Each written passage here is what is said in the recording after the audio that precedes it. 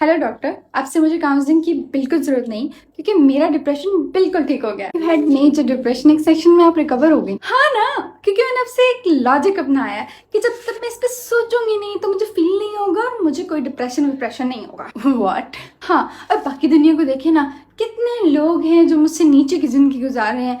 मुझे डिप्रेशन हो सकता है क्या? ना ना ना ना ना। What about your childhood traumas? Childhood trauma तो हवा हो गया जब से मैंने एक और लॉजिक अपनाया है, जल्दी सो जाओ और जल्दी उठो। इसकी वजह से सारे ट्रॉमास हवा हो गए। और एंजाइटी के लिए क्या लॉजिक है? आपको एंजाइटी भी सारा जिम्मा है ना इस मोबाइल फोन की खराफात है। ये मोबाइल फोन, इससे बड़ी कोई खराफात है नहीं। मैंने उसको इस्तेमाल करना छोड़ दिया। देखिए, I don't have my phone with me, तो no anxiety, no depression, everything is cured. और ये लॉजिक देने वाले आपको कौन है?